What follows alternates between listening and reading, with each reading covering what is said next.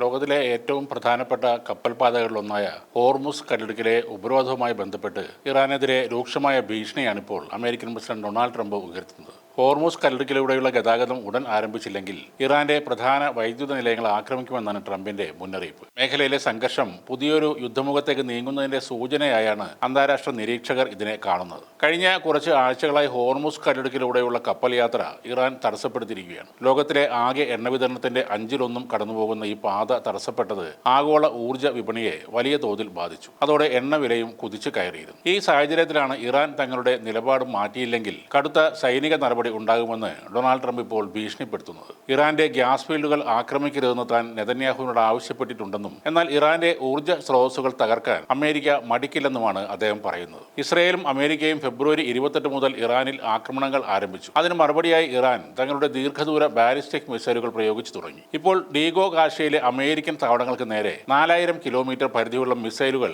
Iran വിക്ഷേപിച്ചത് വലിയ ആശങ്കയ്ക്ക് വഴിവെച്ചിട്ടുണ്ട്. ഈ മിസൈലുകൾ യൂറോപ്യൻ നഗരങ്ങളായ പാരീസ്, ബെർലിൻ, റോം എന്നിവയ്ക്കും ഭീഷണിയാണെന്ന് സൈനിക ഉദ്യോഗസ്ഥർ വിലയിരുത്തുന്നു. അതിനിടെ ഇറാനുമായുള്ള സായുധ സംഘർഷം തുടരുന്ന പശ്ചാത്തലത്തിൽ അമേരിക്കയിലേക്കുള്ള ആയുധ കയറ്റുമതി ലൈസൻസുകൾ റദ്ദാക്കിയിരിക്കുകയാണ് സ്വിറ്റ്സർലൻഡ്. രാജ്യത്തിന്റെ ദീർഘകാല നിഷ്പക്ഷത എന്ന തത്വം മുറുകെ പിടിച്ചാണ് സ്വിറ്റ്സർലൻഡ് സർക്കാരിന്റെ നീക്കം. യുദ്ധത്തിൽ നേരിട്ട് പങ്കാളികളായ രാജ്യങ്ങളിലേക്ക് ആയുധങ്ങൾ നൽകുന്നത് അംഗീകരിക്കാൻ കഴിയില്ലെന്നാണ് വെള്ളിയാഴ്ച പുറത്തിറക്കിയ ഔദ്യോഗിക പ്രസ്താവനയിൽ സർക്കാർ വ്യക്തമാക്കിയത്. ഇറാന് എതിരായ അമേരിക്കൻ ഇസ്രായേൽ യുദ്ധം 3 ആഴ്ച പിന്നിടുമ്പോൾ ആഗോളതലത്തിൽ എണ്ണവില വർധനവും രൂക്ഷമായിരിക്കുകയാണ്. ഈ സാഹചര്യത്തിലാണ് സ്വിറ്റ്സർലൻഡിന്റെ ഇടപെടൽ ഉണ്ടായിരിക്കുന്നത്. യുദ്ധം തുടങ്ങിയ ഫെബ്രുവരി 28 മുതൽ അമേരിക്കയിലേക്ക് പുതിയ ആയുധ കയറ്റുമതി ലൈസൻസുകൾ നൽകുന്നത് സ്വിറ്റ്സർലൻഡ് നിർത്തിവച്ചിരുന്നു. ഇറാൻ യുദ്ധവുമായി ബന്ധപ്പെട്ട അമേരിക്കൻ സൈനിക വിമാനങ്ങൾക്ക് സ്വിസ് വ്യോമാതിർത്തി ഉപയോഗിക്കുന്നതിനും കർശനമായ നിയന്ത്രണം ഏർപ്പെടുത്തി. കഴിഞ്ഞ ആഴ്ചകളിൽ 2 അമേരിക്കൻ വിമാനങ്ങളുടെ ഫ്ലൈ ഓവർ അഭ്യർത്ഥനകൾ സ്വിറ്റ്സർലൻഡ് സർക്കാർ തള്ളിക്കളയുകയും ചെയ്തു. ഇസ്രയേലിലേക്കും ഇറാനിലേക്കും ആയുധങ്ങൾ കയറ്റുമതി ചെയ്യുന്നതിന് വർഷങ്ങളായി സ്വിറ്റ്സർലൻഡ് അനുമതി നൽകാറുമില്ല.